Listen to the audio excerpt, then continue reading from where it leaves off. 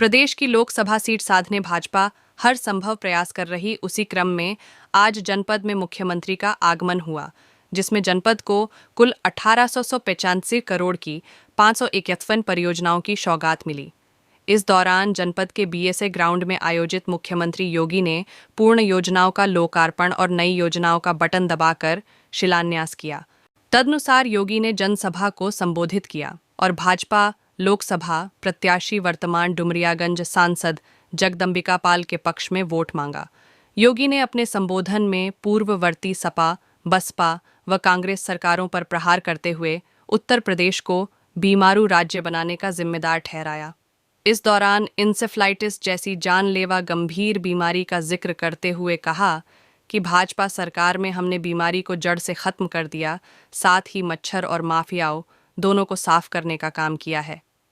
आज पूरे प्रदेश में बड़ी तेजी विकास हुआ है। जनपद सिद्धार्थनगर भी, जो पिछड़े की श्रेणी में था, अग्रणी जनपद के कतार में शामिल हो गया है। हमें प्रधानमंत्री के संकल्प को पूरा करना है और भारत को विकसित भारत बनाना है, जिसके लिए प्रदेश और जनपद को भी विकसित बनाना है, जिसके लिए भाजपा जरूरी है और डुमरियागंज से सांसद जगदम्बिका पाल जरूरी है। अब की बार 400 पार का नारा देते हुए मुख्यमंत्री योगी ने प्रदेश की सभी 80 लोकसभा सीटों पर कमल खिलाने का दावा किया। भारी संख्या में जनपद सिद्धार्थनगर के सभी उपस्थित बहनों और भाइयों,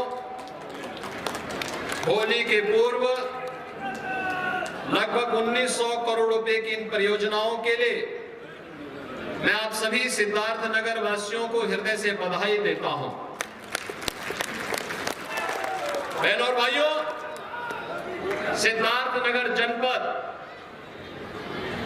आज आकांक्षात्मक जनपद से उभर करके एक विकसित जनपद बन रहा है। आकांक्षात्मक जनपद यानी पिछड़ा जिला ये था ही इसलिए क्योंकि यहां पर बुनियादी सुविधाएं नहीं थी।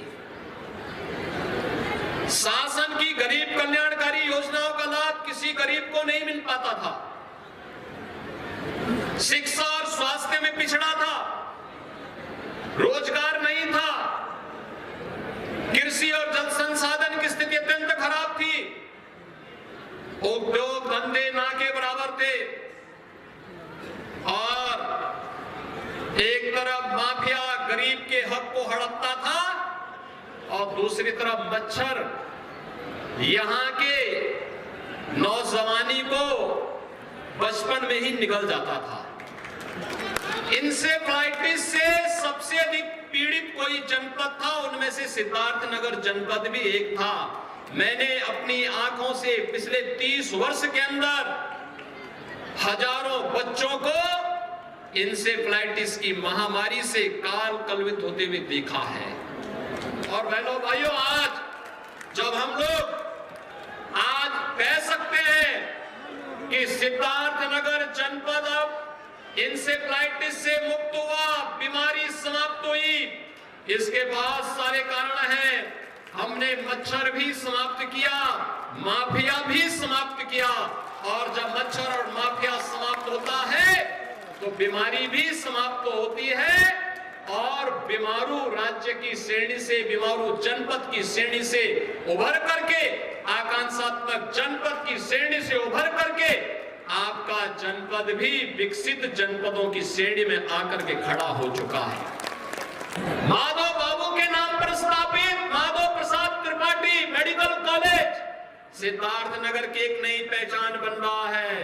तो आज यहाँ की बेटियों को नर्सिंग की पढ़ाई के लिए दूर न जाना पड़े, इसके लिए सिद्धार्थनगर में ही नर्सिंग कॉलेज का शिलान्यास भी हम करने जा रहे हैं। अभी जो कार्यक्रम आया है ना, इसमें नर्सिंग कॉलेज का शिलान्यास भी आपके सिद्धार्थनगर जनपद के लिए है। जिन गांवों में अब तक हर घर नल योजना से शुद्ध पेयजल नहीं पहुंचा है, उन गांवों के लिए पानी पहुंचाने के लिए, जल शुद्ध जल पहुंचाने के लिए, आरओ का पानी पहुंचाने के लिए भी हम लोग आज शिलान्यास कर रहे हैं।